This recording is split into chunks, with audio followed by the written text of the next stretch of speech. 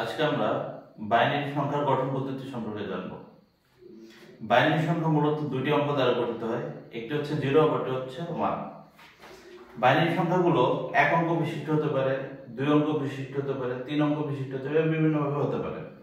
আমরা যদি দশমিক সংখ্যার দিকে খেয়াল করি, দশমিক সংখ্যা 5, 6, 7 এগুলো সব হচ্ছে এক অঙ্ক বিশিষ্ট সংখ্যা। 10, 12, 15 এভাবে 99 পর্যন্ত হচ্ছে আমাদের 2 অঙ্ক বিশিষ্ট সংখ্যা। 100, 101 এভাবে করে হচ্ছে আমাদের 3 অঙ্ক বিশিষ্ট সংখ্যা তৈরি হয়। এরপরে পরবর্তী সংখ্যাগুলো আস্তে আস্তে বাড়তে থাকে এবং 1000 থেকে হয় 4 অঙ্ক বিশিষ্ট সংখ্যা। ঠিক একইভাবে আমাদের বাইনারি সংখ্যাটাও এভাবে বাড়তে থাকবে। এক অঙ্ক বিশিষ্ট সংখ্যাগুলো আমরা এখানে লিখব, 2 অঙ্কগুলো এখানে, 3 অঙ্ক এভাবে বাড়তে থাকবে।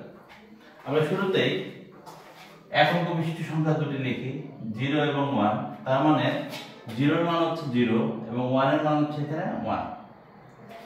2 এর জন্য আমাদের বাইনারি মানটা কত হবে? 2 এর জন্য আমাদের বাইনারি মান হবে, যেটা আমরা জানি 2 অঙ্ক বিশিষ্ট শুরুই হয় 10 দিয়ে, সুতরাং এখানেও 10 দিয়ে শুরু হবে। এখানে হবে 10 এবং পরের সংখ্যাটি হবে 11। এখানে হবে 10 এবং পরের সংখ্যাটি হবে 11।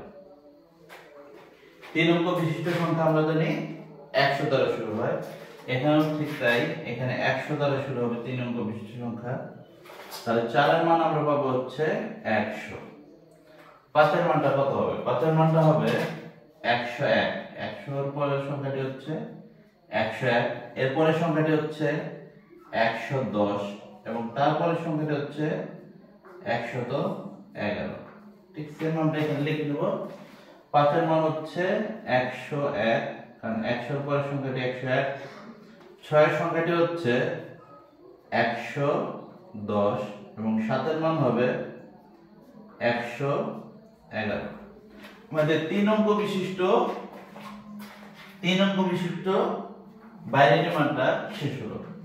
এখন যখন আমরা 4 অঙ্ক, আমরা যে 4 অঙ্ক শুরু হয় 1000 দ্বারা, তো আমরা এখানে প্রথমে লিখে নেব 1000। দ্যাট মিন্স এখানে 3 অঙ্ক শেষ, 4 অঙ্ক শুরু হচ্ছে 1000 দ্বারা। এই 1000 দিয়ে শুরু হচ্ছে 1000টা 8 এর মান। এখন 9 এর মানটা কত হবে? 9 এর মানটা হবে এর থেকে 1 বেশি, দ্যাট মিন্স 1001। 10 এর মানটা হবে এর থেকে 1 বেশি, তার মানে 1 এর থেকে 1 বেশি, দ্যাট মিন্স 10। 1010। 10 এর পরে 11 এর মানটা হবে এর থেকে 1 বেশি, 10 এর পরের মানটা যেটা 11, তো এখানে 10 আছে, তারপরে 11 আসবে, তাহলে হচ্ছে 10, 11। 12 মানটা হবে কত?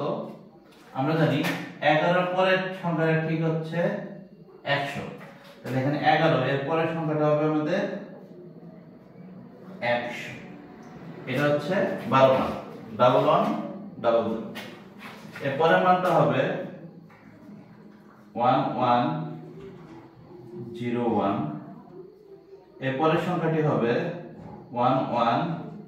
1110 এবং পরের সংখ্যাটি হবে 15, যেটা সেটা হবে 1111। মূলত এখানে একটা হিডেন ব্যাপার লুকায়িত আছে। আমরা যদি খেয়াল করি, এটা সিস্টেমেটিক ওয়ে হচ্ছে 0, 1, 10, 11। সব ক্ষেত্রে আমরা খেয়াল করি 0, 1, 10, 11, 0, 1, 10, 11, 0, 1, 10, 11, 0, 1, 10, 11। মূলত এই সিকোয়েন্সটা বাইনারিতে দেখতে পাওয়া যায়, যেখানে আমরা 0, 1, 10, 11 এই ফর্মুলাটাকে ইউজ করে আমরা এরপরে আরো অজস্র সংখ্যা যতগুলো আমাদের প্রয়োজন হয় আমরা এটাকে ব্যবহার করতে পারবো। ধন্যবাদ।